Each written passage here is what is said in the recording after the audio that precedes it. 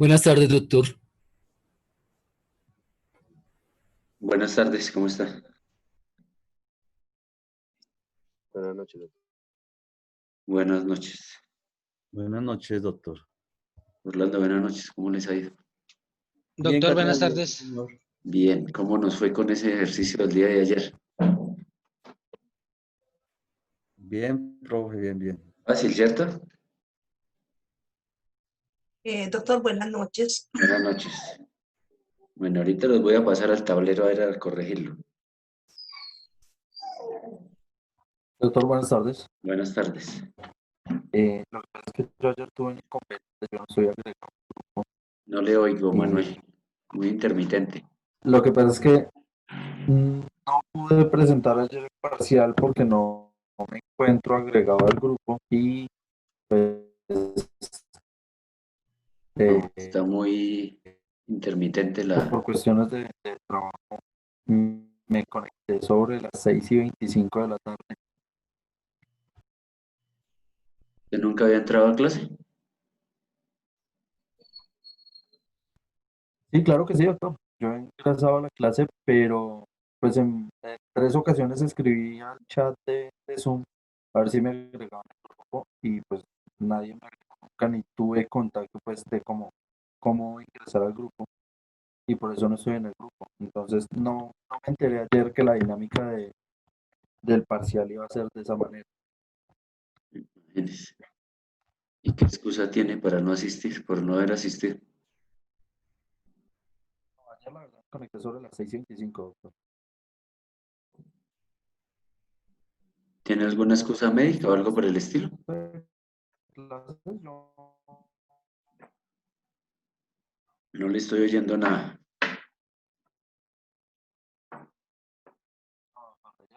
de ayer no, pues la verdad no me conecto. ¿Aló, me escucháis? Buenas tardes, doctor. Buenas, Diego. No, casi no le estoy escuchando.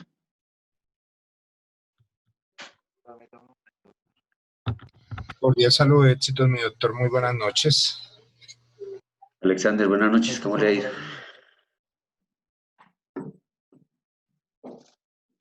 Bueno, entonces esperemos 2 minutos mientras se conectan los demás compañeros para iniciar. Ok, doctor. ¿Listo? Van 26 participantes, esperemos 2 minutos y empezamos con los que estén. Profe, buenas noches. Nicole, buenas noches, ¿cómo estás? Bien, profe, gracias. ¿Usted cómo ha estado? Bien, gracias. Buenas Bueno, noches. profe, es que ayer yo me equivoqué, Ah, envié el correo 2 veces desde diferente correo. ajá. Entonces, pues solo para que tuvieras en cuenta que había sido yo. ¿Y en el mismo horario los enviaste? Sí, claro, el otro lo envié enseguida apenas me di cuenta del error. ¿O el uno a las 8 y el otro a las 11? No, uno te lo envié como a las cerquitic, como a las 7:30 y el otro enseguidita. Bueno, ya los verifico el fin de semana a ver cómo nos fue. No me Ah, comprometo estos días porque realmente no se ajustan los tiempos para revisar esos trabajos, esos talleres, entonces el fin de semana lo reviso y ya miramos a ver listo, cómo los vale, gracias. calificamos. Bueno, Nicole, buenas tardes para todos y para todas oficialmente. Buenas tardes. Buenas, ¿cómo vieron el ejercicio? ¿Les fue bien? ¿Estaba fácil? ¿Estaba difícil? ¿Comprensible? Es un poco difícil, profe. ¿Cómo? Estaba muy comprensible, estaba Profe, No, pues, Bueno, a ver, Diego, en representación del curso, ¿cómo nos fue? excelente, profe, estaba muy ¿Bien? comprensible. Bien, Fácil, yo creo ¿cierto? que a todos bien. Bueno, ¿algún voluntario que quiera hacer un ejercicio? ¿No? ¿Ya no? Bueno, ahorita miramos más adelante a ver si hacemos al menos 1 o 2 ejercicios de ese taller para que haya quedado, digamos, Más claro. y más claro. Bueno, Ok, doctor, gracias. bueno, listo. Entonces, doctor. vamos a iniciar con los que están, 33. Bueno, entonces vamos a hablar hoy de un tema muy importante y que tiene estrecha relación con el tema que hemos venido hablando sobre la indemnización. Hoy vamos a hablar sobre la indemnización por falta de pago. Indemnización por falta de pago. Entonces hay que mencionar los siguientes presupuestos para poder, digamos, entender esta indemnización por falta de pago. Entonces, como les he venido señalando desde el primer día, una vez finalice la relación laboral, indistintamente de la causal que se invoque, indistintamente de la forma como se termine el contrato, el empleador tiene la obligación de pagar el salario y las prestaciones sociales que se le deben a ese trabajador. Quizás ustedes en la experiencia o en sus trabajos o en alguna situación en particular, han oído que el empleador siempre nos dice cuando termina la relación laboral, no hay flujo de caja en estos momentos para pagarle sus prestaciones a la terminación del contrato. Luego regresen 15 días, en un mes, cuando ya tengamos el dinero para pagarle sus prestaciones o los salarios que ha dejado de percibir. Pues resulta que el empleador tiene una obligación desde el punto de vista legal y obviamente constitucional de pagarle esos salarios y prestaciones a la finalización del contrato. Es decir, que si hoy, 24 de junio del 2020, me terminan la relación laboral, indistintamente de la causal, sea por justa causa, sea sin justa causa, o cualquier otra, o por una causal objetiva del artículo 61, ese empleador tiene la obligación de mañana a las 8 de la mañana pagarme los salarios y prestaciones a la finalización de ese contrato. No hay otro periodo, como muchas veces lo hace el empleador en la práctica, de decirnos que no hay flujo de pago, y que nos va a pagar dentro de 15 días, dentro de un mes. Y esto es lo que se conoce como la indemnización por falta de pago. Es decir, que ese empleador tiene la obligación de pagarle a ese trabajador a la finalización del contrato los salarios y dejados de percibir. Pero ¿qué sucede en el evento donde, digamos, es muy común que ese empleador no realice el pago al momento de la finalización del contrato? Entonces la norma nos dice lo siguiente, hay que mirarla primero desde el punto de vista del trabajador y segundo desde el punto de vista del empleador. Entonces lo primero es señalar que si ese empleador no realiza el pago de acuerdo a lo que he manifestado hasta el momento, se empieza a causar un día de salario por cada día de retardo, ¿ya? Un día de salario por cada día de retardo. Y esta sanción, digamos que se aplica hasta el mes 24, es decir, esta es la sanción que establece el Código Sustantivo en el evento donde ese trabajador, donde ese empleador no realice el pago del salario y prestaciones sociales al momento de la finalización del contrato. Entonces se empieza a causar un día de salario por cada día de retardo. Digamos que esta pretensión es, digamos, de las más importantes cuando se demanda ante la justicia laboral, como quiera que estamos hablando de un día de salario por cada día de retardo hasta el mes 24 o hasta que se verifique el pago. Hasta ahí vamos todos, ¿estamos claros hasta ahí? Una pregunta que ¿El retardo empieza desde qué día? Desde el día siguiente, es decir, si yo termino hoy la relación laboral a las 5 de la tarde, ya a las 8 de la mañana del día de mañana ya debe estar consignada el dinero de salarios y prestaciones debidos a ese trabajador. ¿Listo? No es como usualmente ocurre en la realidad, que nos dicen a la terminación del contrato que nos van a pagar dentro de 15 días, dentro de un mes, cuando haya flujo de caja, etcétera, etcétera. Entonces, para que lo tengan presente. Y esta indemnización se tiene en cuenta hasta el mes 24 o hasta que se verifique el pago. ¿De acuerdo? Ese es el primer presupuesto que establece la normativa sobre este particular. Hasta el mes 24 o hasta que se verifique el pago le vamos a pagar un día de salario por cada día de retardo. ¿Listo? Hasta ahí. Doctor, Claro. discúlpeme, ¿hasta el mes o el día 24? Mes 24. Mes 24. Esa parte no me quedó muy clara, doctor. Profe, es A mí decir tampoco. ¿No? ¿Aló? El ¿Es mes decir que es 24. hasta máximo 24 meses?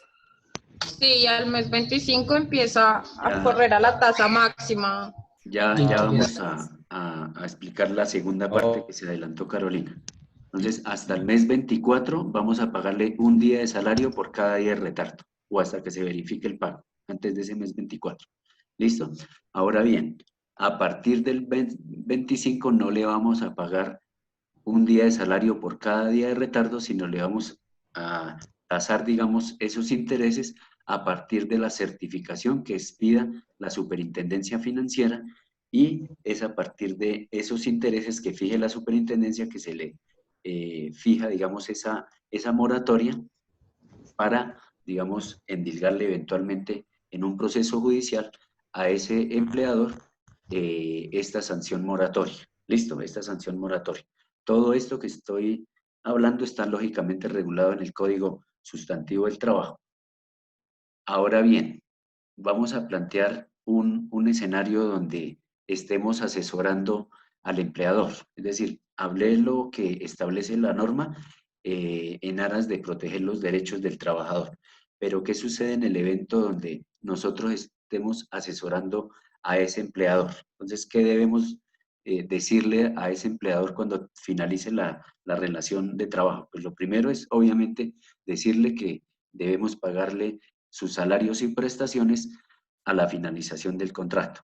Ahora bien, si ese trabajador, digamos, es renuente a recibir ese dinero por concepto de salarios y prestaciones, debemos de alguna manera realizar dos actividades. Primero, tratar de ubicarlo para que esa persona se acerque a la empresa y reciba, digamos, el dinero correspondiente por concepto de salarios o prestaciones sociales. Pero si en el evento donde ese trabajador, digamos, no es ubicable, es renuente a recibir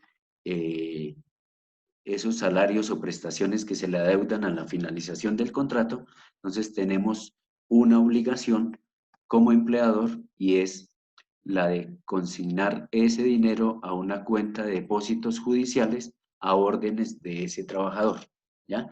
¿Con qué objetivo se realiza esa consignación por parte del empleador respecto a ese trabajador que eventualmente es renuente a recibir ese dinero o sencillamente no es ubicable para entregarle ese dinero que le corresponde a la finalización del contrato, con el único objetivo de interrumpir la causación de ese día de salario por cada día de retardo? ¿Sí me hago entender? Doctor, buenas noches. Buenas noches. Para curarnos en salud como empleadores, entonces lo que debemos hacer es consignar a órdenes del trabajador en la cuenta de depósitos judiciales en el Banco Agrario. Vamos a consignarle lo correspondiente a salarios y prestaciones sociales a la finalización del contrato, con el fin de que no se empiece a causar un día de salario por cada día de retardo. Y si eventualmente ese trabajador considera que el despido fue sin justa causa, es decir, si nos llega a demandar, como eventualmente sucede, pues ya tendríamos el medio de prueba para demostrar que efectivamente nosotros sí cumplimos con la obligación de pagarle los salarios y prestaciones al momento de la finalización del contrato. Jonathan. Jonathan. Doctor, buenas noches. Sí, señor, le iba a preguntar algo. Sí. De pronto, no sé si me salgo del tema, doctor. Ojalá no. Quería preguntarle bueno, listo, usted me dice que eso es inmediatamente. ¿Eso sucede cuando es la liquidación también? Sí, claro, Digamos, por eso sí, por eso, doctor, pero entonces, según lo que usted me dice, generalmente las empresas siempre le dicen a uno, en 15 días le va a llegar la liquidación a usted. Un ejemplo, usted terminó hoy el contrato, le dicen en 15 días le va a llegar para que firme la liquidación y le estará llegando en ese transcurso de tiempo. Entonces yo tenía entendido que las empresas tenían 15 días hábiles para pagarle a uno lo que son la liquidación de su trabajo.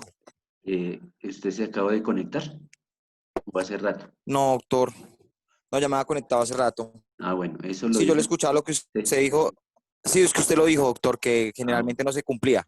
Bueno, Pero yo me baso en este momento, doctor, mi pregunta va en este momento en lo que está presentando la crisis del coronavirus, pues sí. hay muchas modalidades que han cambiado. Por ejemplo, la prima tienen derecho a pagarla en 3 plazos.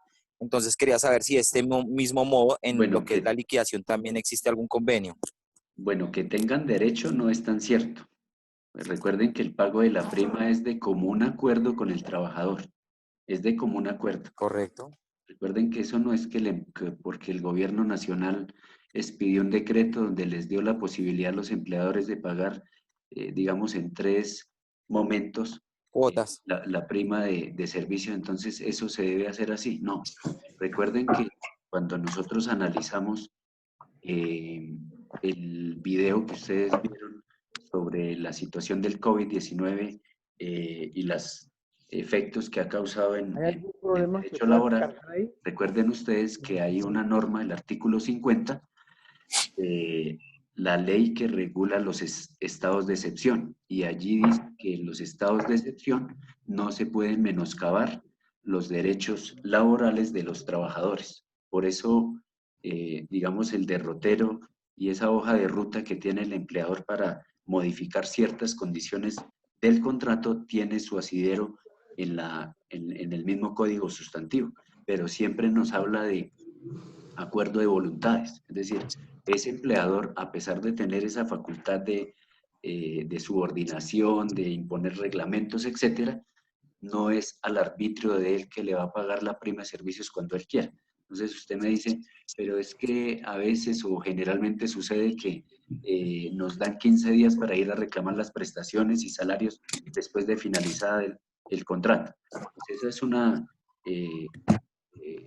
costumbre, una usanza que utiliza, digamos, el empleador para pagarle y desconocer la norma en ese sentido. Es decir, yo puedo como trabajador exigirle al siguiente día que me pague mis salarios y las prestaciones. De lo contrario, pues obviamente se va a causar un día de salario por cada día de retardo.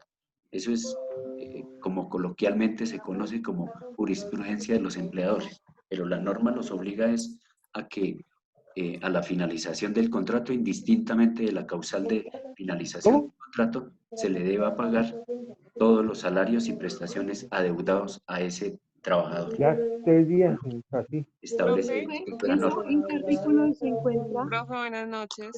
Buenas. Apaguen los micrófonos, por favor. Apaguemos los micrófonos. Gracias, profesor, ya le entendí más. Gracias. Listo, Jonathan. Ahorita no. Y Ángela, creo que levantó la mano. Sí, sí, señor. Bueno. Tengo una pregunta referente a, porque pues me pasó un caso muy en particular donde a mi esposo le realizaron un depósito judicial. Sí. Nunca llegaron a un acuerdo con la empresa y el depósito judicial lo hicieron, o sea, con su nombre, pero a otro número de cédula. Sí. Hasta donde tengo entendido, para retirar o para reclamar ese tipo de depósitos judiciales, cuando nos dirigimos al Banco Agrario, tenían que entregarnos algún tipo de formato. Sí. Y pues eso nunca se pudo hacer. Adicionalmente a eso, pues nunca consignaron como la totalidad del dinero que se le adeuda. En ese caso, ¿no? ¿Qué puede hacer? Bueno, ya vamos a hablar de una situación en particular sobre la buena o mala fe del empleador, ¿no? Entonces, digamos que obviamente para hacer el reclamo ante, o mejor, ir hasta el Banco Agrario a hacer uso de ese derecho de reclamar el salario y prestaciones que ha consignado el empleador para, de alguna manera, que no se cause ese día de salario por cada día de retardo, pues más o menos digamos que nosotros tendríamos un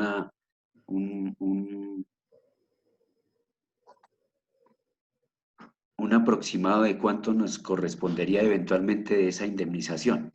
Si, digamos, esa cifra, ese dinero que ha consignado en la cuenta de depósitos judiciales ese empleador corresponde, digamos, al valor real o a lo legal que le debió consignar a ese trabajador, pues eventualmente se podría predicar que hay una buena fe. Ya sería, digamos, en un escenario judicial donde el operador jurídico establecería si realmente ese es el valor que corresponde a la indemnización correspondiente en el artículo 65, que me preguntaban en qué artículo se encuentra todo esto que estoy hablando. Es en el 65 del Código Sustantivo del Trabajo. Pero si realmente, digamos, consigna una cifra irrisoria que no se compadece con los derechos que tiene ese trabajador, pues tendríamos que eventualmente alegar una mala fe por parte de ese empleador, en el sentido de que esa no es el valor correspondiente para el pago de esos salarios y prestaciones. Pero aquí lo importante es, desde el punto de vista del empleador, realizar, digamos, esa gestión para que no se cause un día de salario por cada día de retardo. Digamos que esa es la obligación que tiene el empleador para que no se cause, digamos, esta moratoria del artículo 65. Ahora bien, el segundo elemento, el segundo escenario que nos trae el artículo 65 y es relacionado con aquellos despidos sin justa causa o por causas atribuibles al empleador. ¿Cuál es la otra obligación? Y presten atención a esto que les voy a señalar. Tiene otra obligación el empleador cuando el contrato se termina sin justa causa o por causas atribuibles al empleador. ¿Cuál es esa obligación? Que dentro de los 60 días siguientes a la terminación del contrato, el empleador tiene la obligación de informarle o de enviarle a la dirección de domicilio de ese trabajador el reporte de los últimos 3 meses de aportes a seguridad social, so pena de que se pueda predicar como un despido ineficaz, es decir, que no ha producido sus efectos cuando no realice, digamos, esta actividad. Entonces, ¿qué debemos decirle nosotros cuando estemos, digamos, asesorando a ese empleador? Que una vez finalice el contrato por una situación prevista en el artículo 64, es decir, por despido sin justa causa o por causas atribuibles al empleador, tenemos la obligación como empleador de enviarle a ese trabajador, a la dirección que seguramente reposa en los expedientes o en la hoja de vida de ese trabajador, el reporte de los últimos 3 meses de aportes a seguridad social de ese trabajador. So pena de que si no lo hacemos, se declara obviamente ante un juez, o el juez eventualmente declararía que es ineficaz ese despido. ¿Y eso qué quiere decir?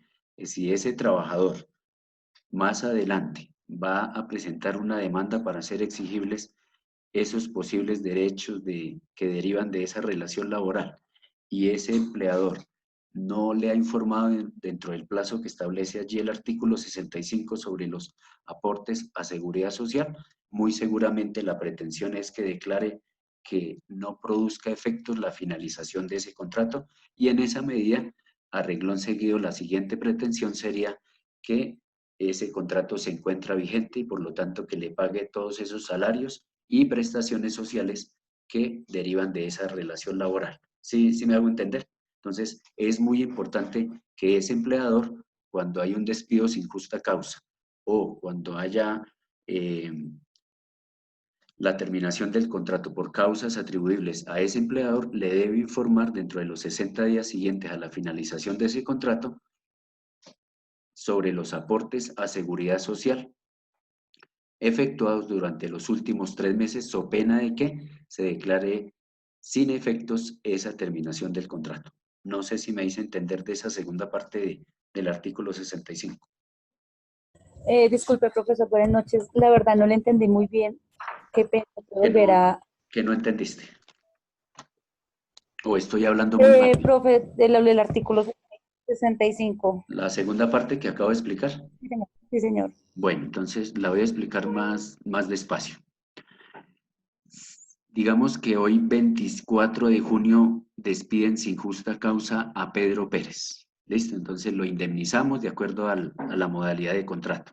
Contrato fijo, contrato indefinido y lo despedimos sin justa causa. Entonces, ¿cuál es la primera obligación como empleador? Pues obviamente pagarle los salarios y prestaciones a la finalización de ese contrato. Segundo, si con el fin de evitar que se le deba pagar un día de salario por cada día de retardo hasta el mes 24. ¿Listo? Hasta ahí creo que íbamos todos igual.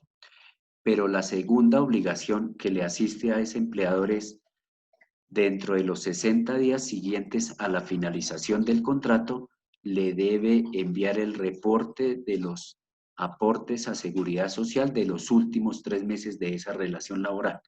Si no lo hace ese empleador durante este periodo de tiempo, es decir, dentro de los 60 días siguientes a la finalización del contrato, se entiende que no produce ningún efecto el despido sin justa causa de ese contrato. Por lo tanto, ese contrato estaría vigente, ¿ya? Entonces, muy seguramente en un escenario judicial, si ese empleador no realiza o no le informa mejor, dentro de los 60 días a la finalización del contrato, o no le envía los reportes de la seguridad social de los últimos 3 meses, muy seguramente ese trabajador va a solicitarle como pretensión al juez que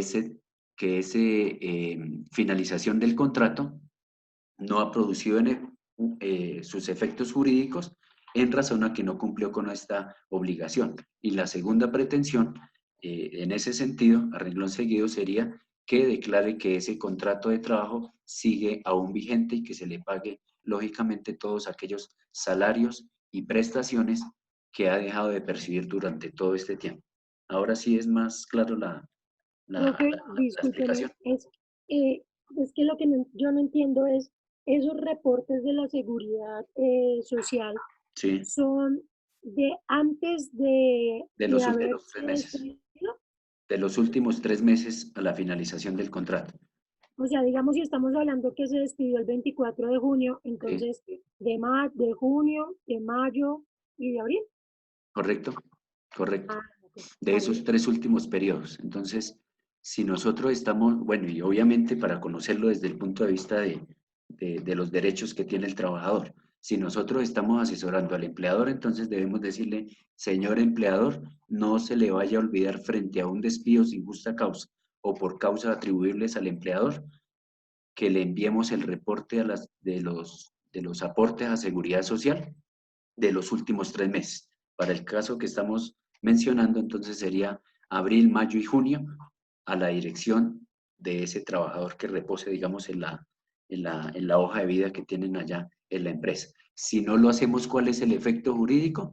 Que se declara sin efecto la finalización de ese contrato por despido sin justa causa. Entonces, ¿cuál es la consecuencia eventualmente en un proceso judicial?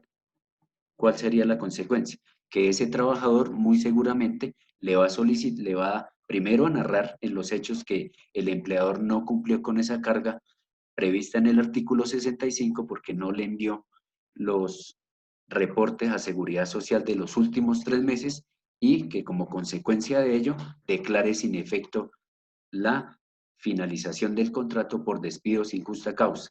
Y a renglón seguido, muy seguramente le va a decir al juez, declare que ese contrato está aún vigente. Y la siguiente pretensión, que le pague los salarios y prestaciones derivados de esa misma consecuencia jurídica. ¿Sí me hago entender? ¿Sí? ¿Hasta ahí es claro? Sí, doctor. Bueno, listo. Profe, Entonces, yo sí ya entendí, pero quiero hacerte una pregunta. sí, dime.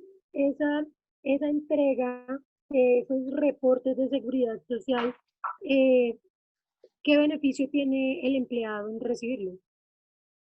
No, es que es una obligación que deriva del empleador, porque recuerden que en ese momento finaliza la relación laboral y obviamente ese trabajador queda desprotegido. Y en esa medida, por lo menos en materia de salud, pues cuando finaliza la relación laboral, pues tenemos, digamos, por lo menos un mes más de derechos que derivan de la seguridad social en salud. Y obviamente, pues, Profe, los, yo tengo una pregunta. ya te contesto, ya déjame finalizar la idea. Y lógicamente, desde el punto de vista de la pensión, pues verificar si realmente se le venía haciendo los aportes a seguridad social en pensión, porque digamos que nosotros somos muy, de alguna manera, como trabajadores muy despreocupados por el tema de la seguridad social, ¿sí? Y a nosotros, con tal de que nos consignen lo de la salud, nos despreocupamos un poquito por el tema de pensión, aunque la norma establece que se le debe hacer la consigna o los aportes a seguridad social, tanto salud, pensión y riesgos laborales cuando estamos frente a un contrato de trabajo, ¿no?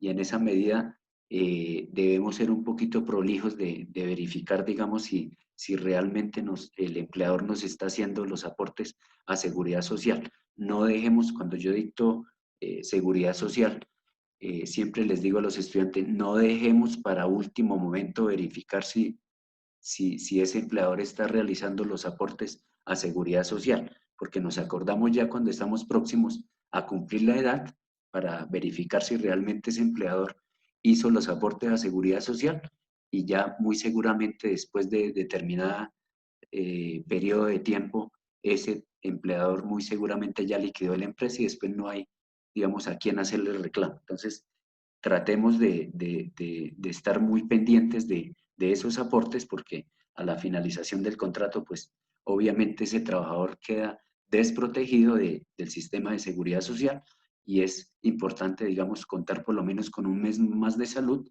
y verificar, digamos, la obligación que deriva pues, del código sustantivo, el contrato, el reglamento, que ese empleador realmente sí haya hecho los aportes a seguridad social. ¿Listo? Entonces, esa es, digamos, Gracias, profe. la importancia de exigirle al empleador que realmente realice esa información dentro de los 60 días al trabajador. Entonces, nos dice acá, Omar Ignacio, ya te respondo, Yuleni. Dice, bueno, un favor, si un empleador nunca afilió al trabajador a caja de compensación, ¿qué sanción existe? Gracias. Bueno, digamos que si vamos a un escenario judicial, donde, digamos, la renuencia a no realizar este tipo de aportes a cajas de compensación, pues puede, digamos, inferirse como un incumplimiento de las obligaciones a seguridad social. Y en esa medida, pues, desde el punto de vista de las pretensiones, cuando nosotros estemos frente a un escenario de esa naturaleza, digamos que ese dinero no es que se lo restituyan al trabajador por no hacer los aportes a seguridad social y en lo que tiene que ver a compensación de cajas de compensación, sino que esa sería, digamos, una causal para alegar que ese contrato finalizó, por causas atribuibles al empleador. Y esos aportes que eventualmente no haya realizado ese empleador, pues dentro de las pretensiones que formule el demandante, pues muy seguramente le va a solicitar al juez que realice los aportes a seguridad social, digamos en este caso a la caja de compensación, y lo que tiene que ver con el tema de seguridad social, en salud y pensiones. Es decir, no es que le entreguen ese dinero al trabajador, sino que en las pretensiones se debe formular que esos dineros que eventualmente ese empleador no realizó aportes a seguridad social durante el periodo de ejecución del contrato, le ordene al empleador que realice esos aportes a las diferentes entidades de la seguridad social, llámese a Colpensiones, llámese a las EPS y en este caso a las cajas de compensación, que es la pregunta que me formula. ¿Listo? Bueno, voy tratando de resolver algunas de las preguntas que me formulan acá por el chat. Bueno, levanto la mano y voy leyendo mientras alguien levanta la mano y hace una pregunta. No entiendo esta pregunta. Si el trabajador es ilegal en Colombia, ¿le asisten los mismos derechos? Por supuesto. ¿A qué hace referencia cuando es ilegal? ¿En qué sentido? Doctor, en el sentido de que hay muchas empresas que están contratando venezolanos y no les pagan lo de ley, sino que Claro. cualquier Recuerden, cosa. por eso, digamos, bueno, lo asimilé a un caso particular con los menores de edad, pero bueno, ya que me pregunta por los extranjeros. Cuando ustedes leen el Código Sustantivo del Trabajo, a ver, les voy a leer el artículo, los primeros artículos, el segundo específicamente. Entonces, para responder esa pregunta, dice aplicación territorial. El presente código rige en todo el territorio de la República para todos sus habitantes sin consideración a su nacionalidad. Entonces, allí obviamente están incluidos los extranjeros, en este caso los venezolanos. Entonces, claro, en este momento digamos que, o bueno, antes del COVID, porque ahorita realmente los venezolanos pasaron a un segundo plano, hay que decirlo de esa manera. Desafortunadamente para ellos, ya digamos, la mirada del Estado ya no está, digamos, orientada hacia ellos, sino a la situación del COVID. Era muy usual que los empleadores contrataran a personas venezolanas, a extranjeros, y aprovechándose de esa necesidad, pues obviamente las condiciones laborales que le ofrecían a esos trabajadores, pues no eran las que están contenidas en el Código Sustantivo del Trabajo. Pero aquí lo más importante que de resaltar en esa pregunta es, me habla si el trabajador es ilegal. No, pues ya definitivamente no es ilegal porque el Código Sustantivo del Trabajo de alguna manera lo protege, ¿cierto? Entonces, lo importante allí es poder demostrar, porque seguramente la gran mayoría de contratos que se celebraron en su momento esos empleadores con extranjeros son verbales, hay que demostrar que efectivamente es un contrato de trabajo. Entonces ya vimos hasta la saciedad cuáles son los 3 elementos de un contrato: prestación personal del servicio, subordinación y el salario o remuneración. Y en esa medida, todo, siempre y cuando se demuestre que hay una relación un contrato de trabajo, pues todos aquellos derechos que deriven de esa relación de trabajo, pues le asisten a ese trabajador sin consideración a su nacionalidad, de acuerdo al artículo 2 del Código Sustantivo del Trabajo. Entonces, obviamente que él tendría absolutamente todos los derechos laborales que derivan del Código Sustantivo del Trabajo, ¿vale? Entonces, hasta para los extranjeros tiene un campo de aplicación el Código Sustantivo del Trabajo. Bueno, listo. No se me vayan a salir del tema de lo que estamos hablando. Voy a dejar acá un poquito la contestación de las preguntas y ya retornamos otra vez con las respuestas. ¿Listo? Ya. Profe, un segundito. Es en cuanto a la pregunta que tú estabas respondiendo en este momento, en cuanto a los ilegales, si ellos no tienen, bueno, no sé qué documento Sí, para claro, hacer, tienen que tener autorización para poder para ejercer estar en la Colombia. profesión, para estar en Colombia y tal. Sí, claro, con los documentos. Exactamente, si no lo tienen, El yo, PET. yo creería que a eso es lo que se refería el compañero, no estoy segura. Pero si no lo tienen, ¿no se puede hacer ese tipo de reclamación? Yo la haría, por supuesto, porque en últimas, digamos que distinta es el análisis que se le hace si ese trabajador, si esa persona está ilegal acá en Colombia o no, es decir, si cuenta o no con los requisitos de permanencia acá en Colombia. Pero el escenario es, digamos, laboral, y en esa medida, por el hecho de no contar con esos requisitos que en últimas tendría que habérselos exigido el empleador para iniciar la relación de trabajo, no es óbice para que de allí deriven esos derechos laborales.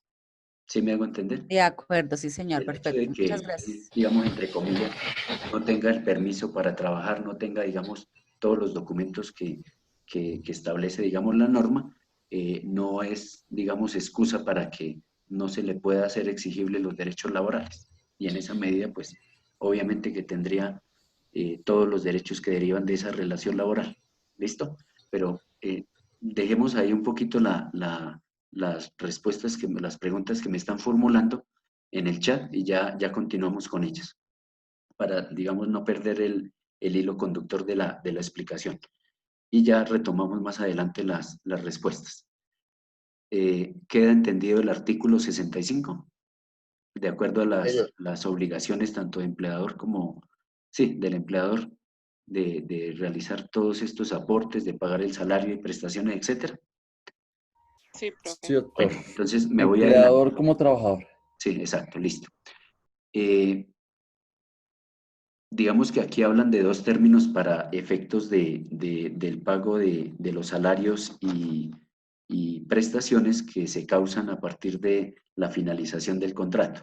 Y habla del mes 24 y luego habla que a partir del mes 25 señala sobre la certificación que expida la superintendencia financiera. Y me voy a adelantar porque tengo que articularlo de una vez con un tema de prescripción. Un tema de prescripción. Entonces, el Código Sustantivo del Trabajo nos habla sobre la prescripción en materia laboral. Ustedes saben que la prescripción es una forma, digamos, de extinguir obligaciones que está, digamos, regulada en el artículo 1625, la forma de extinguir las obligaciones del Código Civil. Y digamos que desde el punto de vista procesal, pues la prescripción siempre debe alegarse a solicitud de parte porque el juez no la va a decretar de conformidad con las normas del Código General del Proceso. Entonces, en materia laboral, los derechos laborales prescriben en 3 años, de conformidad con el artículo 488 del Código Sustantivo del Trabajo.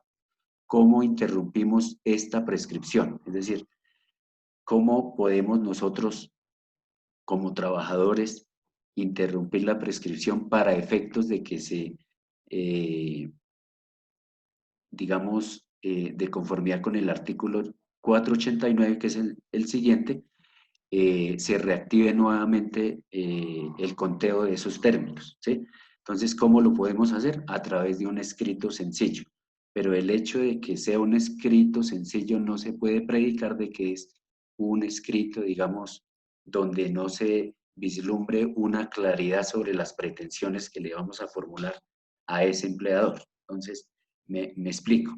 Si nosotros tenemos la oportunidad de interrumpir la prescripción para que eventualmente en una demanda no nos la aleguen, entonces presentamos un escrito sencillo, tal como lo señala la norma, solicitándole a ese empleador que nos pague esos salarios y prestaciones sociales que nos adeuda a la finalización del contrato, en razón a que eventualmente ese empleador terminó el contrato sin justa causa. Pero eso no puede ser, digamos, de manera abstracta, es decirle, señor empleador, págueme los salarios y prestaciones a la finalización del contrato para interrumpir la prescripción, sino que debemos, porque eso ya, digamos, es un desarrollo jurisprudencial, de señalarle en ese escrito de manera muy clara cuáles son los valores y a qué meses y a qué años corresponde el pago de esos salarios y prestaciones para efectos de interrumpir la prescripción. Y en esa medida estamos, digamos, primero presentando el escrito para que nos aleguen más adelante una prescripción. Y segundo, para que empiecen a contarse nuevamente los términos por un periodo de 3 años para efectos de más adelante no nos aleguen como excepción una prescripción. Y esto está, digamos, normado en el artículo 488 y 489. Entonces, ¿y a partir de qué momento podemos hacer exigibles estos derechos en materia laboral?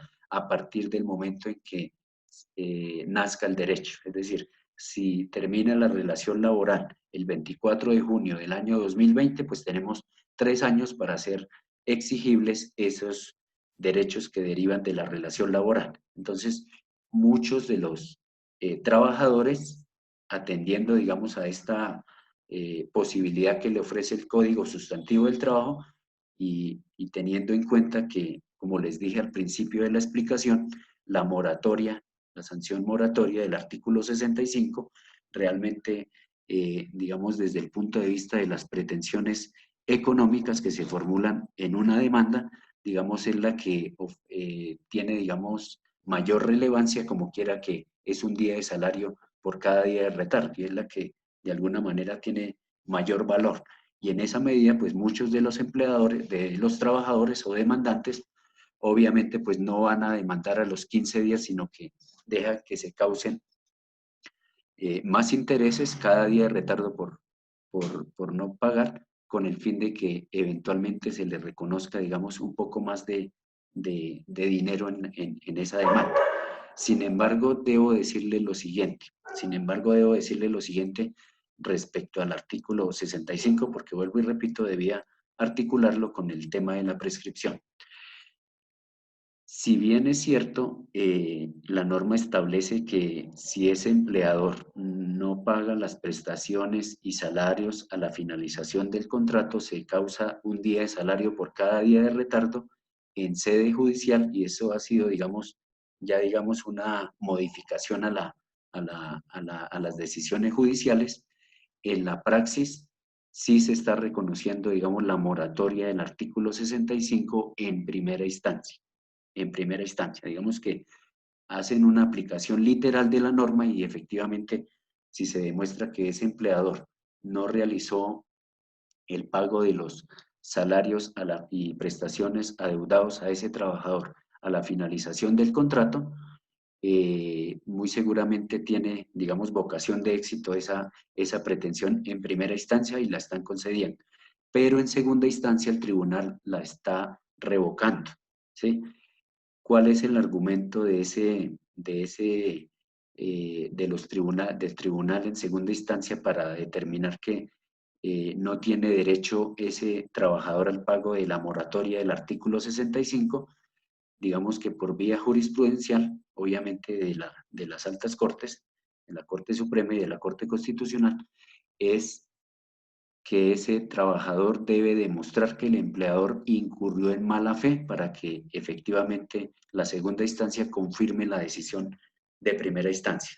Entonces, habría que demostrar en un escenario judicial que, a pesar de que la norma establece que si no le paga los salarios a la finalización del contrato, además de ello, debe demostrar que el empleador ha incurrido en mala fe para no cumplir, digamos, con esta obligación prevista en el artículo 65. De lo contrario, pues el tribunal muy seguramente va a revocar la decisión de primera instancia. No quiere decir que sean todos los casos, ni más falta, pero digamos que ya hay una línea en la que se está cambiando, digamos, ese sentido del fallo, y no sería sorpresa para nosotros donde en segunda instancia nos revoquen la moratoria del artículo 65. Entonces, ¿cuál sería la obligación de nosotros como trabajadores, además de demostrar que no pagó a la finalización del contrato salarios y prestaciones adeudados a ese trabajador? Demostrar que hubo una mala fe por parte de ese empleador para que, vuelvo y repito, tenga, digamos, una vocación de fe esa pretensión. ¿Listo? Entonces, para que lo tengan, digamos, ahí en cuenta en términos prácticos y en términos procesales, porque realmente esa es la postura que hoy en día, digamos, está adoptando la segunda instancia sobre la moratoria. Entonces, hay que demostrar la mala fe por parte de ese empleador. ¿Listo? Y teniendo en cuenta lo de la prescripción del artículo 488 y 489, no se les vaya a pasar por alto, digamos, esta prescripción, porque eventualmente, desde el punto de vista procesal, y eso ustedes cuando estén, digamos, en una materia como teoría general del proceso o estudiando el Código General del Proceso, les van a decir que la prescripción no la decreta el juez de oficio, sino a solicitud de parte. Entonces, siempre debemos tener claro, desde el punto de vista procesal, ese presupuesto, ¿vale? Preguntas hasta ahí, además de las que están acá en el chat. Doctor, buenas noches. Tengo una pregunta. Bueno, Bueno, si digamos que faltan 2 meses para que se cumplan los 3 años y yo hago pues todo el trámite, el empleador tendría, ¿cuál pues trámite? si yo hago el escrito y solicito que el trabajador Sí, me cancele el lo que me empleado. adeuda, Sí, ¿cierto? Me faltan solo 2 meses. ¿Eso quiere decir que solamente tendría 2 meses para el proceso o arrancan de nuevo los 3 años? sí, se cuentan nuevamente los 3 años. Esa es la Oh, interrupción de la prescripción. Bueno, voy a leerle rápidamente la norma para que quede un poco más claro. Entonces les voy a leer artículo 488 y 489. 488 y 489. Entonces nos dice 488, prescripción de acciones. Las acciones correspondientes a los derechos regulados en este código prescriben en 3 años, que se cuentan desde que la respectiva obligación se haya hecho exigible, salvo en los casos de prescripciones especiales establecidas en el Código Procesal del Trabajo o en el presente estatuto. Entonces, digamos que en materia laboral no, digamos que no es, esta es la regla general, pero que no es aplicable en todos los casos. Entonces, por ejemplo, les podría mencionar, cuando habla acá de casos de prescripciones especiales, la prescripción para levantamiento de fuero sindical, que son 2 meses. Entonces, no vamos a hablar acá de 3 años, por eso nos habla allí de prescripciones especiales. Pero la regla general para hacer exigibles, digamos, derechos de carácter de prestaciones sociales, de salarios, etcétera, allí sí hablamos de una prescripción de 3 años, a partir del momento en que se origine el derecho o se haya hecho exigible el mismo. Y el artículo 489 nos habla sobre la interrupción de la prescripción. Entonces, ¿qué nos dice este artículo? Nos dice, el simple reclamo escrito del trabajador recibido por el empleador acerca de un derecho debidamente determinado interrumpe la prescripción por una sola vez, la cual principia a contarse de nuevo a partir del reclamo y por el lapso igual al señalado para la prescripción correspondiente. Entonces, tengan en cuenta estos 2 artículos para efectos de la prescripción y de la manera como se debe presentar el escrito, que si bien señala, digamos, que es sencillo, debe ser muy claro en esa solicitud que se presenta al empleador para que se, digamos, se cause el efecto de volver a contar los términos por un periodo igual, es decir, por 3 años. Profe, una pregunta, ¿estos artículos de qué código son? Del Código Sustantivo.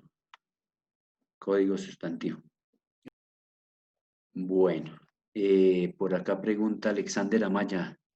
No me quedó claridad con respecto a un día por cada mes a partir del mes. No, Alexander. La norma nos dice que a la finalización del contrato, el empleador, si no ha pagado los salarios y prestaciones sociales, se causa un día de salario por cada día de retardo hasta el mes 24 o hasta que se verifique el pago. ¿Listo? Entonces, ya ahorita hacemos, digamos, un pequeño ejercicio sobre ese particular. Y a partir del mes 25, digamos que la sanción no se rige por este presupuesto, sino que es de acuerdo a los intereses que fije la Superintendencia Financiera sobre, digamos, el monto total de lo adeudado. Entonces, es un día de salario por cada día de retardo a partir hasta el mes 24, perdón, hasta el mes 24. Listo. Por acá sigue María Eugenia. Esto no es un tema de clase tan... bueno. Bueno, listo. Habla sobre el examen. María Eugenia, listo. Doctor, ¿en qué momento se da la prescripción si el trabajador no inicia ninguna acción?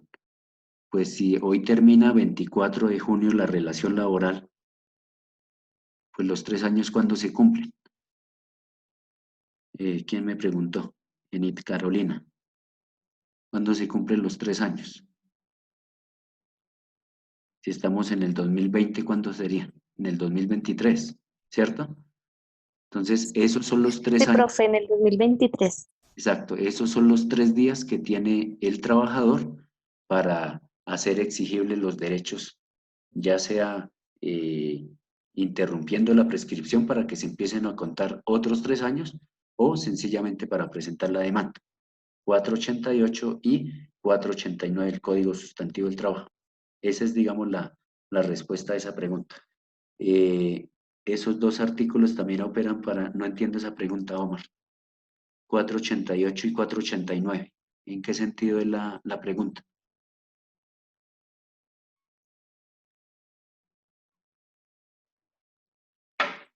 Sí, digamos que lo que hemos venido explicando respecto a la prescripción está contenido en el artículo 488 y 489, ¿ya? Salvo las prescripciones especiales que establece el Código Procesal del Trabajo, y les señalé un ejemplo para efectos de prescripción para el levantamiento del fuero sindical, que son 2 meses. Ahí ya no contamos, digamos, los 3 años que establece la regla general, sino ya, digamos, la norma especial que se aplica en ese caso.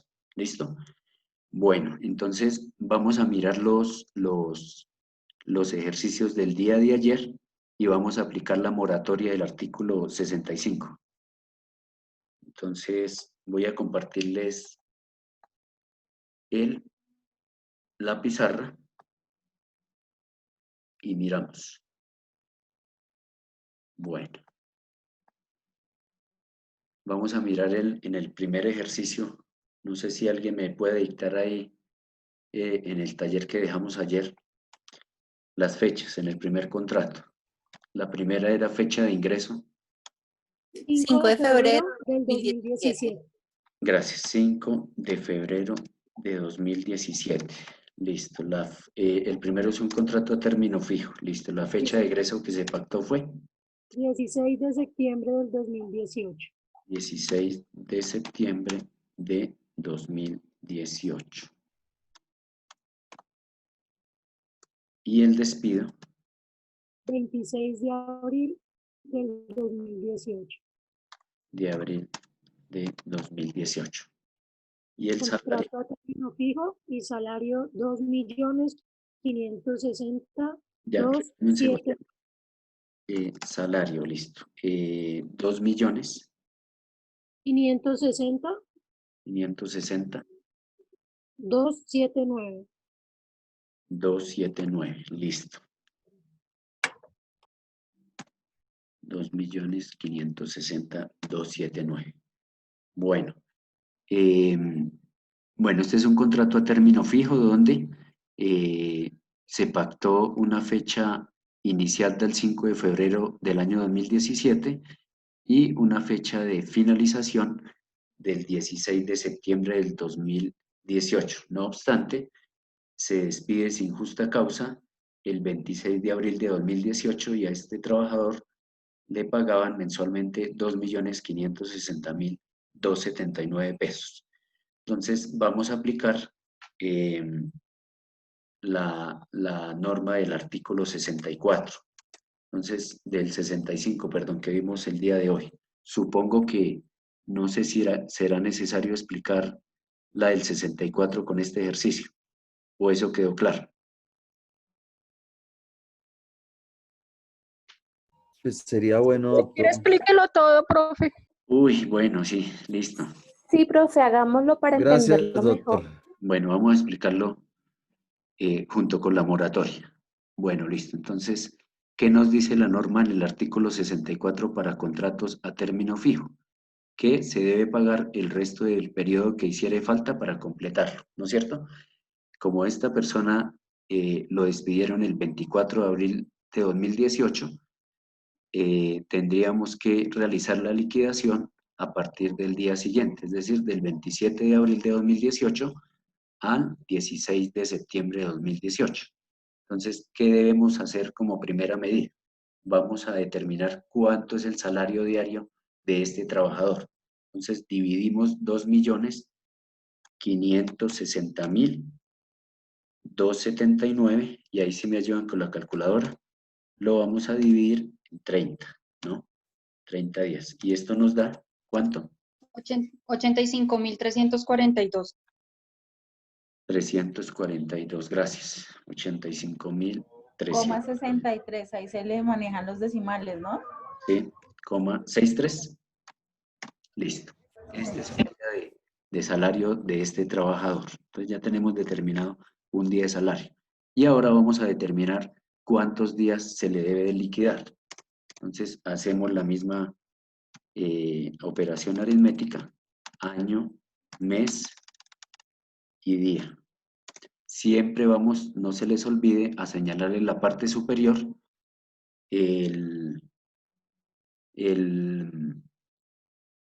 la fecha más reciente, ¿no? Entonces,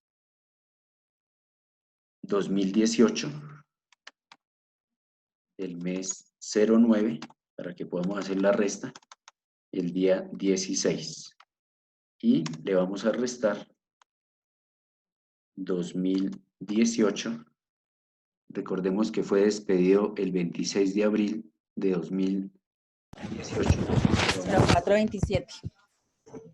04 y 27 por el resto del periodo. Y realizamos la resta respectiva. Listo. Bueno. No sé si presentaron dificultad cuando nos toca prestar. Bueno. Ya en 36. 16 menos 27, pues no podemos. Entonces nos toca que el 16 vaya donde el compañero y le preste una unidad, ¿cierto? Este 16 vaya donde el 19 y nos preste una unidad que equivale a 30 días, ¿cierto? Porque un mes equivale a 30 días. Y sumamos acá a estos 16. Es decir, que esto corresponde a 46 días. 46. 46. Ahora sí podemos hacer la operación. 46 menos 27, ¿cuánto nos da? 19. 19. Listo. Ustedes me ayudan ahí con las operaciones. Ese 9, como había prestado una unidad, quedó convertido en 8, ¿no? Recuerden 4. ustedes. Entonces, 8 menos 4 nos queda 4. 0, 4. Listo. Y 2018 menos 2018, pues queda 0. Y hacemos la conversión a días tal como lo voy a hacer aquí más rápido. Entonces, estos 4 meses equivalen a 120 días más, ¿sí saben de dónde sale esos 120 días, cierto? De los 4 meses. Exacto, 4 meses más 19 y no se les olvide sumar siempre un día. A ver, se me perdió el más por acá. Listo. Más un día. Esto nos da un total de 140. 140 días. Listo. Esos son los días a liquidar, es decir, el resto del periodo. Entonces ya es muy fácil multiplicar Profe, 140. ¿Sí? profe, una inquietud. Es que el despido fue el 2604 y se Eso, colocó 2704. O sea, Se le está agrega mal un ahí. día. No, se le agrega un día. Es un día. No, pero es que aquí agregó el día. O sea, se le Cuando agregan pone 2 días, basura. compañero. Sí, pero es que el día se lo agregó arriba. Por eso No, es que no se se agrega lo el día agrega. después de la fecha de terminación. No le estoy agregando un día más de lo que... Sí, profe, es que usted, el despido fue el 26 y usted colocó el 27. Dejen explicar al profe. Porque Porque la norma, empieza a contar a partir del día siguiente. porque la norma establece Exacto. que es por el resto del periodo. Entonces va desde el 27 hasta el 26 de abril de 2018. Perdón, del 27 de abril de 2018 al 16 de septiembre de 2018. La operación que yo les explico siempre acá cuando restamos acá, siempre es necesario sumarle este día, un día. Y ya les expliqué por qué siempre es necesario agregarle un día. Pero la operación se hace por el resto del periodo que hiciere falta para completar el contrato. Entonces, ¿cuál es el resto del periodo? Desde el 27 de abril del 2018 al 16 de septiembre del 2018. Y eso nos da 140 días. Ahora, multiplicamos el salario diario. Vea, aquí están ingresando, son las 7 y 8 y hasta ahora ingresa mi amiga Esmilda. 140 días lo vamos a multiplicar por un día de salario. ¿Y esto nos da cuánto? 11.947.000. Sí. Doctor, pero toca borrarle el 968,20. 968,20. Listo. Listo. Doctor, pero es 85.342 y la fracción 63, no 279. A ver, ¿qué error cometimos ahí? ¿Cómo es la pregunta? El de 140 por 85.342. Hola. Sí, señor, correcto. 63. Coma 63. No puntos en una coma, es la... Es punto, pero 63, no ya. 279, porque quedaría Ok. 85 millones. 60. ¿Así? Sí, señor. Listo. Entonces nos da 11 millones. Entonces, a los que les dio 11 millones, pues les quedó bien el ejercicio. Esa es la respuesta del primer caso. 11 millones. Entonces, si quieren, cópienla o tómenle foto y pues si la envían al grupo, mejor. Y vamos a determinar la sanción del artículo 65.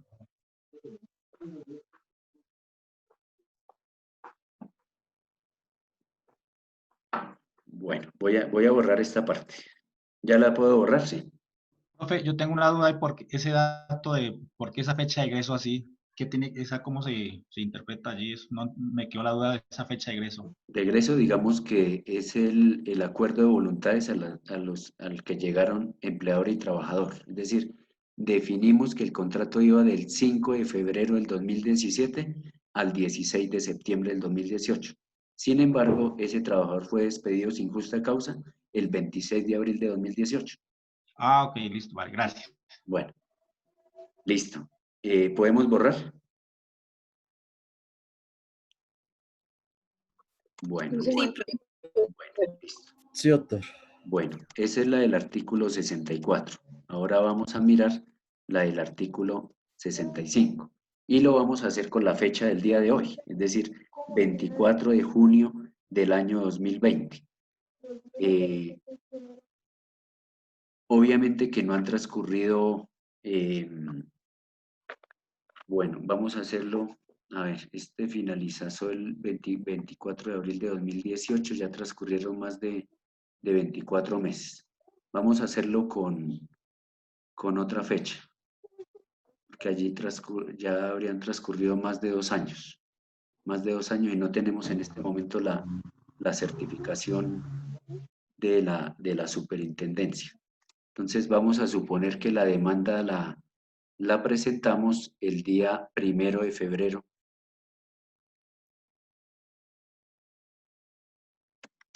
La demanda la presentamos el 1 de febrero del año 2020.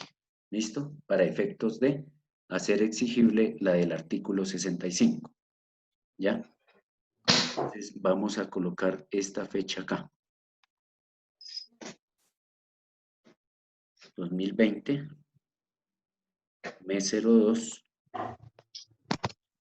y el día 1, 01 de febrero.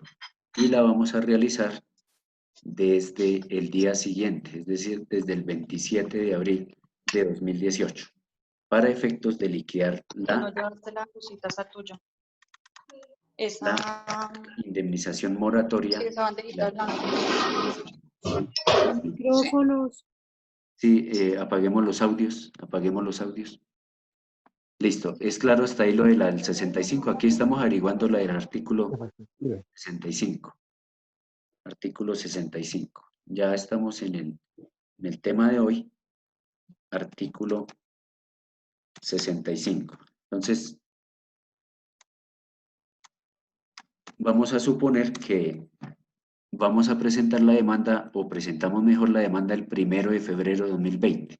Entonces, ¿qué nos dice la norma? Que por cada día de retardo le vamos a pagar un día de salario. Ese ya lo calculamos. 85.342,63. Y la fecha donde se presenta la demanda es el 1 de febrero de 2020. Entonces vamos a hacer esa liquidación.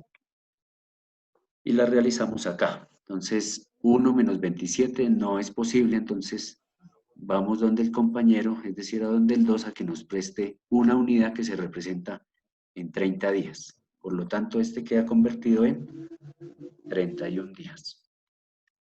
31 menos 27 nos da 4. ¿correcto? Y arriba nos quedó convertido en 1, ¿cierto? Se quedó convertido en 1. 1 menos 4 no es posible porque de un número menor no podemos restar a un número mayor. Entonces vamos donde el compañero para que nos realice un préstamo. Esto queda convertido en 13. 13. 13 menos 4 nos da 0,9. 9. 0,9. ¿Listo? Y el 2020 quedó convertido en 2019 porque recuerden que habíamos prestado una unidad y esto nos da 2019 menos 2018 nos da 1. 1. Y es Profe, ¿por qué 13? Discúlpeme, es que me perdí ahí. recuerden que le habíamos hecho un préstamo acá de una unidad completa.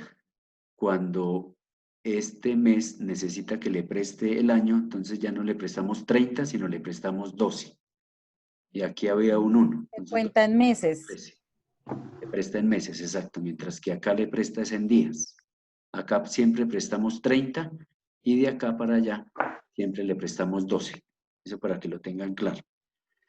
Y Listo, profe, muchas gracias. bueno, entonces tenemos 1 año, 9 meses, 4 días. Entonces vamos a hacer la conversión a días para que nos dé el resultado. Entonces 1 año equivale a 360 días más 9 meses equivale a 270 días más, vamos dejando un por, a ver, más 0,4 días más 1 día, que no se les olvide. ¿Y esto nos da cuánto?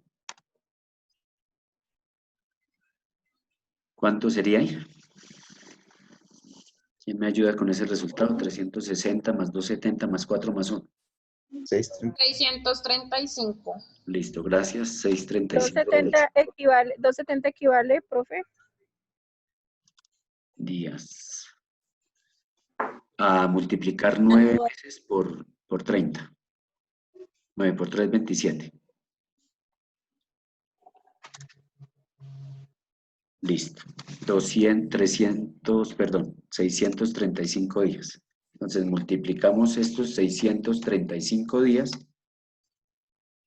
por un día de salario diario, que serían 85.342,63. ¿Esto nos da cuánto? 54.192.570,05. 590.570,05. Entonces, fíjense, este es el resultado de la moratoria del artículo 65.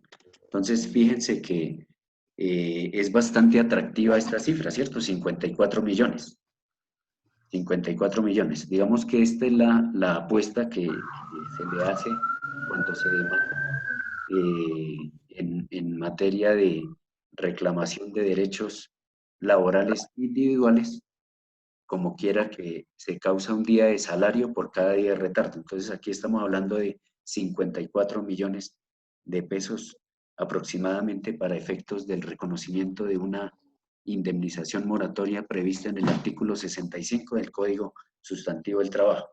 Entonces, cuando ustedes estén ejerciendo la profesión, no vayan a demandar al otro día porque no se ha causado sino un solo día de mora. Entonces, afortunadamente, pues el código nos da la posibilidad que tenemos un término de 3 años para demandar, ¿no? Y si queremos interrumpir la prescripción por otros 3 años más. Entonces, siempre dejemos, digamos, transcurrir un tiempo para presentar la demanda para que se causen un día de salario por cada día de retardo y eventualmente ustedes se podrán dar cuenta que efectivamente la moratoria del artículo 65 es atractiva para efectos de solicitarlo como pretensión en una demanda, pero teniendo claro que, tal como lo manifesté anteriormente, es necesario, además de demostrar toda esta operación aritmética, es necesario demostrar la mala fe por parte del empleador que no quiso pagar o que fue renuente en pagar los salarios y prestaciones al momento de la terminación del contrato. Entonces, no se les olvide que ese es un presupuesto que hoy en día, digamos, lo está evaluando en sede de segunda instancia, para que muy probablemente, si hacemos muy bien las cosas, confirmen la decisión de primera instancia. ¿Listo? Profe, una pregunta es que me quedé perdida. ¿De dónde salió el 9×3? El de 270. Sí, señora, ahí quedé perdida. ¿De dónde salió ese 270 del 9? De multiplicar 9×3, ¿de dónde salió ese 9×3? Porque un mes tiene 30 días. Entonces multiplicamos. Es 9 por 30. Sí, 9 por 30. Nos da 270. Ok, Mi doctor. gracias, profe. ¿Listo? Bueno, si Mi quieren, doctor. tómenle foto para efectos de sus apuntes allá. Y pues si lo quieren enviar al grupo, pues no hay problema. Mi doctor tenía una pregunta, perdón. Sí, Alexander. Mi doctor, es que aquí donde decía, por ejemplo, 2019, mes febrero, era mes 2, ¿cierto? Y le prestó un año correspondiente a 12 meses, que había convertido en 14. Entonces el 13. Pero ese prestó al día, 30 días. Prestó una unidad acá. Prestó 12 meses. Para restar el Entonces quedó 27. convertido, si no estoy mal, en 11. En 11. En 1, perdón. En 1. Prestó 1. De este 13 me está hablando, ¿cierto? Sí, sí, mi doctor. O sea, ese prestó 1. Prestó 1. Sí, entonces, al día. ¿qué número había antes de ese 13? 1, Dos. ¿cierto? 2, mi doctor, 2. Listo, entonces Dos menos uno. como prestó 2, queda convertido en 1. Y 1 menos 4, pues no es posible. Entonces, allí va donde el 2019, para que le preste una unidad y queda convertido en ¿cuánto? 12 más 1 nos da 13. Ese es el 13. Gracias, mi Sí, doctor. Muy amable. Y ahí sí podemos hacer. ¿Y en el 2019 no quedaría convertido en 2018?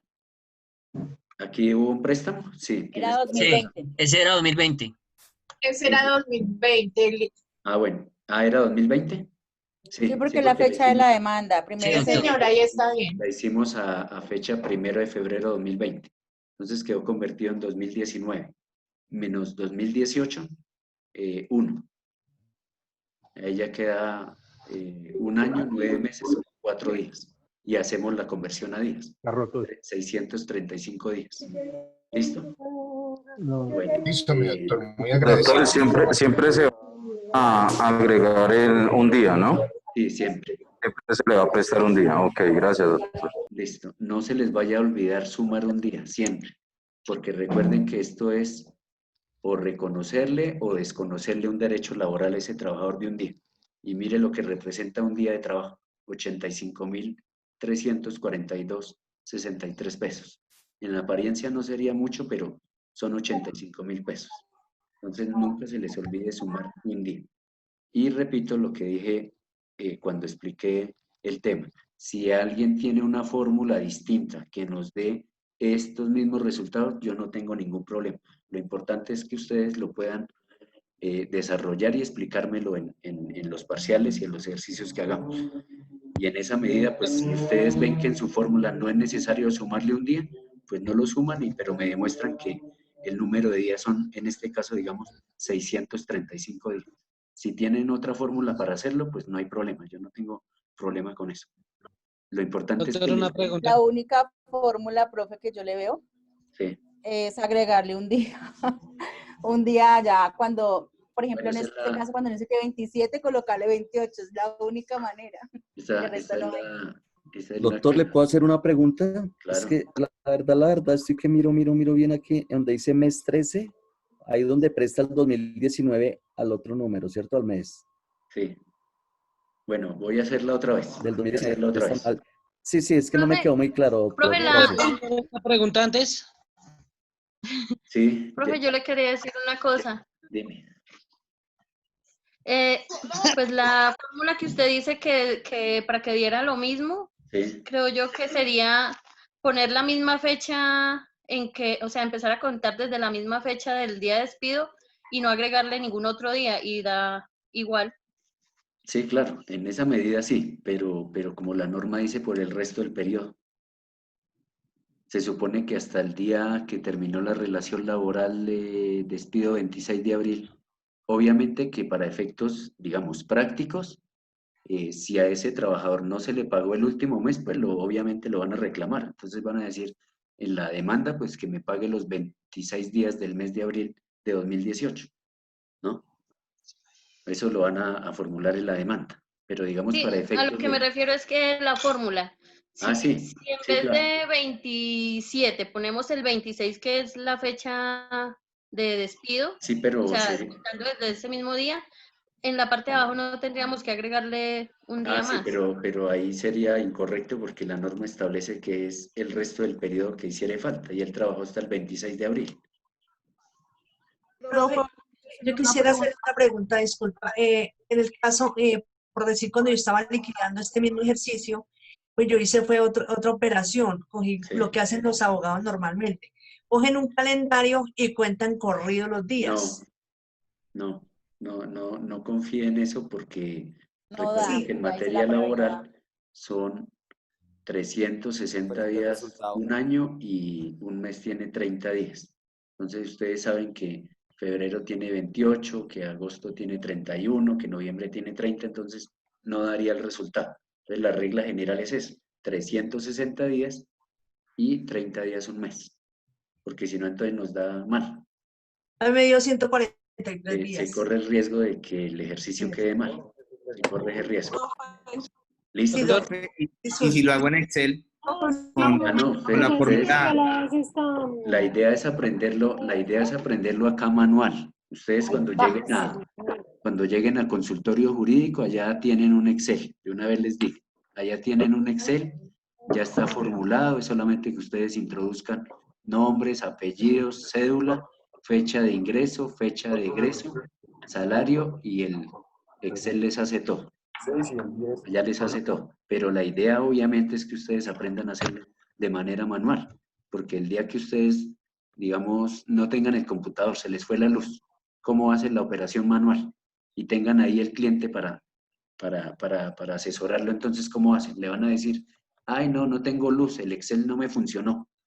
No, hay que hacerlo manual para poder comprender de dónde salen los resultados y de esa manera adquirir el conocimiento, porque introducir datos, pues el mismo sistema no lo hace y ya. Pero la idea es aprender cómo se hace el ejercicio. ¿Listo? Así es, mi Bueno. profe, mil gracias. Doctor, ¿qué pena le puedo hacer una pregunta? Sí, Bueno. espera un momento. ¿Alguien me dijo que le explicara otra vez esa resta? Yo, Orlando. Listo, ya lo volvemos a hacer. Listo, ¿quién Gracias, estaba muy preguntando? amable, doctor. Bueno. Yo, doctor Jason. Doctor, Listo. bueno, retomando, digamos, lo que su merced dice, que los empleadores ahora dicen que se demoran 15 días en pagarle a uno la liquidación. Digamos, ¿yo puedo hacer exigibles esos 15 días? Claro, por supuesto. Así, o sea, igual, independientemente que a los 15 sí me cumplan y me paguen, pero me pagan o sea, lo que es, pero no esos 15 días, yo puedo hacer esos 15 días exigibles. Claro, por supuesto. Entonces, digamos, no depende, digamos, digamos, de la cantidad que se va a hacer exigible. O sea, no vamos a ir a una demanda por 20.000 pesos, ¿sí? Por, digamos, no. Ahí, digamos, yo sugiero, a pesar de que no es un requisito de procedibilidad, citarlo al Ministerio de Trabajo para que le paguen esa moratoria del artículo 61, esos 15 días, para no hacer un desgaste que bien lo puedo hacer, yo no estoy diciendo que no lo puedo hacer, pero pues tampoco vamos a ir a activar el aparato judicial por 200.000 pesos. ¿Sí me hago entender? Entonces, ¿cómo lo podemos hacer? Citémoslo a una conciliación en el Ministerio de Trabajo, a pesar de que no es un requisito de procedibilidad para acudir ante la jurisdicción, pero pues muchas veces se puede evitar acudir ante la jurisdicción y en una conciliación se puede llegar a ese tipo de acuerdos. ¿Vale? Doctor, muy amable, gracias. Bueno. Y si esos 15 días significaran para el trabajador, digamos, 10 millones de pesos, ¿podría acudir a la justicia a nombre propio sin apoderado, pues teniendo en cuenta que el proceso no es de mínima cuantía y no... Si alcanza a ser De mínima cuantía, sí, señor. 10 millones. Sí, 10 millones. Bueno, ¿Podría recuerde, acudir solo? si Por es, ejemplo, si fuera mi caso y yo sé cómo elaborar la demanda y no necesito un... digamos que yo te entiendo, digamos que, bueno, la norma, y esto es para todos y para responderte obviamente a ti la pregunta, digamos que en materia laboral hay dos tipos de procesos. Uno, procesos ordinarios y otro, procesos especiales. Voy a hablar sobre los primeros. Los procesos ordinarios, uno, son de única instancia, que son los que versan sobre pretensiones que no superen los 20 salarios mínimos. Y los otros son los que superan, digamos, este monto. Como el caso que nos planteas es de 10 millones de pesos, obviamente no supera los 20 salarios mínimos, ¿cierto? En esa medida, digamos que la norma establece que cuando son procesos de única instancia y no es necesario hacer uso del derecho de postulación, es decir, no ostentar la calidad de abogado, podemos asumir esa causa de manera personal, es decir, en causa propia, ¿sí? Sin embargo, por allá en el ejercicio profesional, en alguna oportunidad, alguien me mostraba un auto de inadmisión de la demanda, donde le decía, a pesar de ser un proceso de única instancia, es decir, donde las pretensiones no superaban los 20 salarios mínimos y que la norma permite que en causa propia se pueda adelantar ese proceso sin contar con los servicios de un profesional del derecho, el auto decía, no acreditó la condición de abogado. ¿Sí me hago entender? Es decir, ustedes se van a encontrar con una serie de situaciones en la vida real, en el ejercicio profesional, que distan mucho de lo que quizás nosotros hablamos en clase. Entonces, ustedes de pronto se van a acordar y van a decir, pero el profesor de laboral nos dijo que nosotros podíamos llevar en causa propia un proceso laboral que no superara los 20 salarios mínimos y ahora el juez nos devuelve la demanda para que la subsanemos. Entonces, ¿cómo así? ¿Es lo que dicen en la academia o en la práctica? Entonces, ustedes se van a encontrar con muchas situaciones en las que desafortunadamente a veces los juzgados tienen su propia jurisprudencia y no aplican la norma como debe ser. Entonces, frente a esa situación, ¿ustedes qué deben hacer?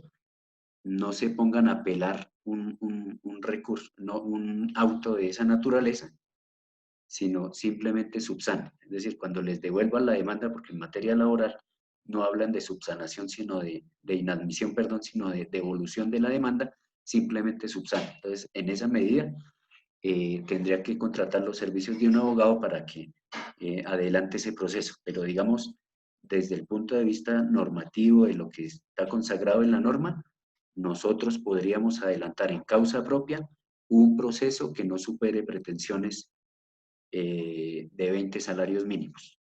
Entonces, como el caso que nos planteas es de 10 millones, perfectamente, vuelvo y repito, es en causa propia, ¿no? En causa propia, no en causa ajena. Distinto es en causa ajena porque allí sí la norma no establece esa excepción. Pero si es en causa propia, sí la norma permite que no sea necesario contar con los servicios de un profesional del derecho, pero pues eso es desde el punto de vista teórico, porque muchas veces, obviamente, esas personas, digamos que no tienen el conocimiento suficiente para realizar toda la actividad procesal que se requiere, ¿no?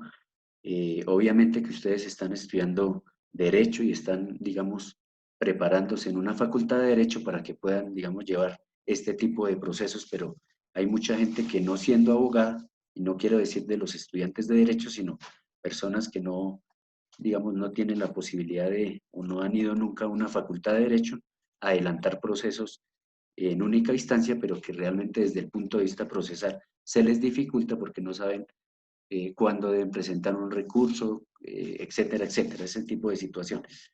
Pero digamos que desde la teoría, pues sí, efectivamente podrían adelantar un proceso de esta naturaleza como quiera que la norma lo permite. Profe, en cuanto a ese artículo 65, esa indemnización ¿Es solo por despido sin justa causa o por causas atribuibles al empleador, cierto? Sí, recuerden que el artículo 64 habla sobre despido sin justa causa o por causas atribuibles al empleador.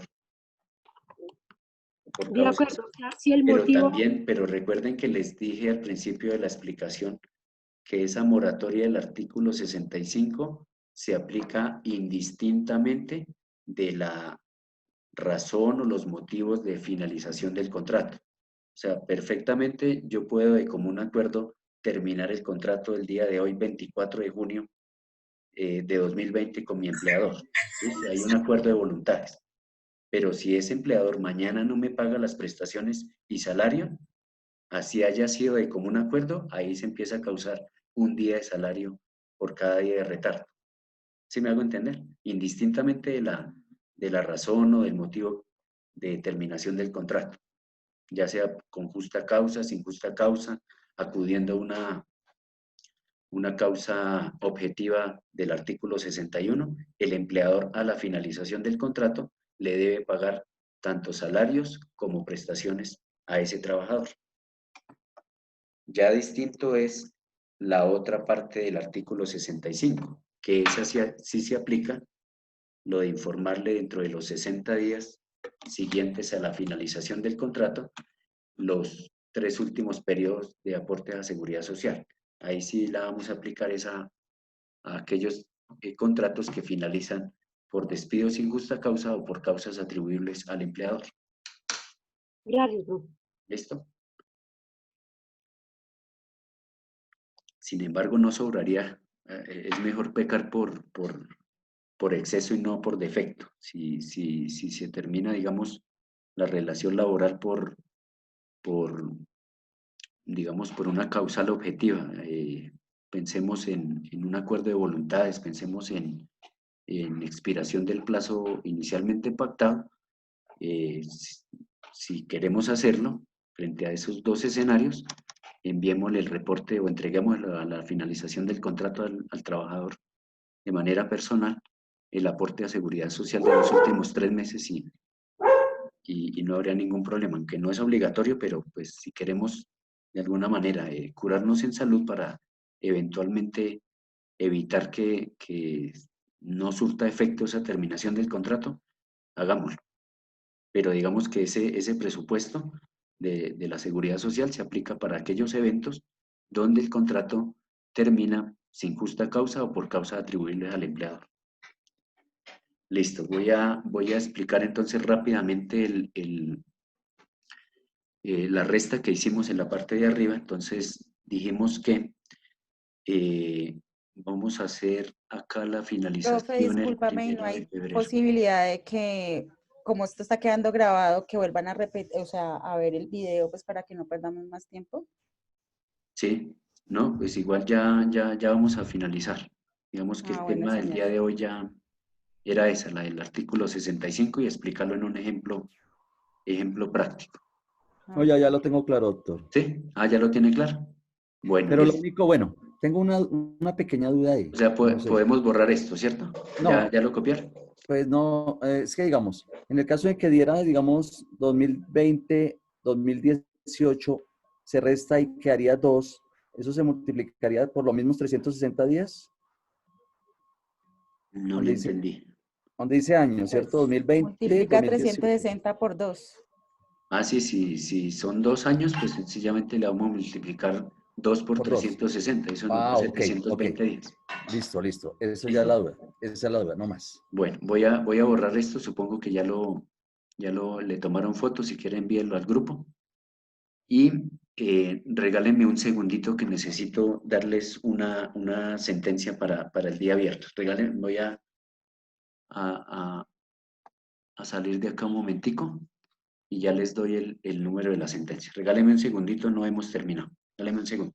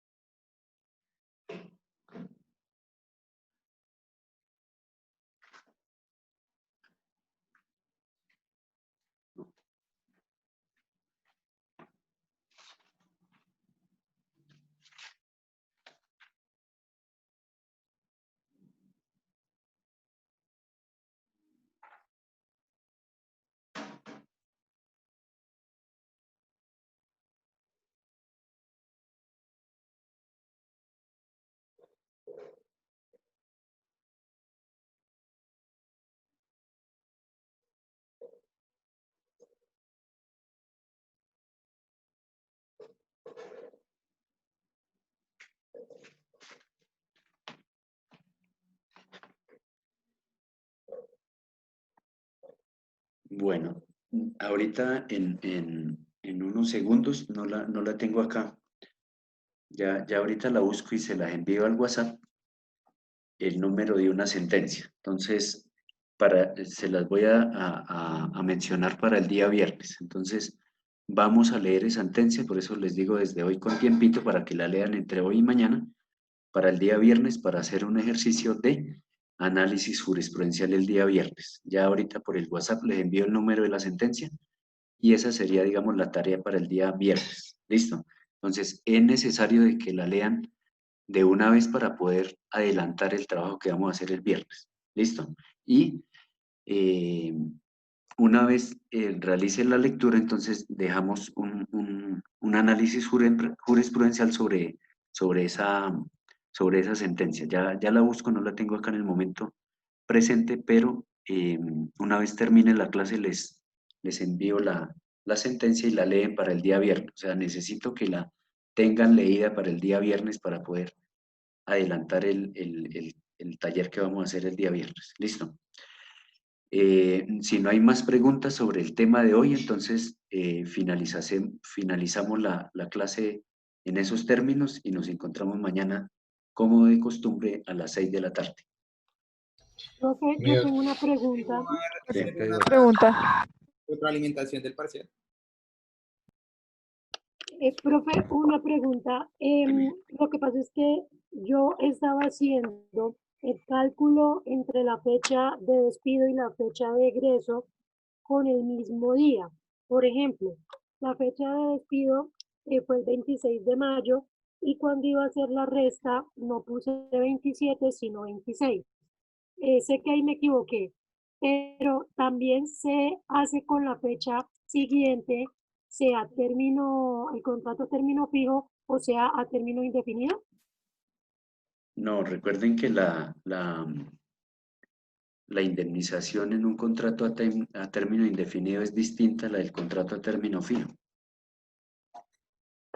Sí, de acuerdo. Depende del salario, en el segundo caso depende del salario y depende del tiempo que haya laborado ese trabajador. Sí, de acuerdo, entendido, gracias. ¿Sí? ¿Listo? Bueno, entonces por hoy finalizamos la clase para que tengan un espacio ahí para el break de la próxima clase y nos encontramos mañana a las 6 de la tarde. Ya en unos minutos les envío la sentencia para que la lean, la traigan leída para el día viernes. ¿Listo? Muchas gracias, buenas noches. Gracias, profe, que pase buena noche. Hasta luego. Gracias, buenas noches. Gracias por asistir y nos encontramos mañana a las 6 de la tarde. Profesor, muchas gracias. Hasta mañana. Hasta mañana. Gracias, hasta mañana. Bueno. Mañana, profe, muchas gracias. Buenas noches. Doctor, muy formal y gracias. Feliz noche. Muy amable por todo. Bueno, gracias. Doctor, qué pena molestarlo.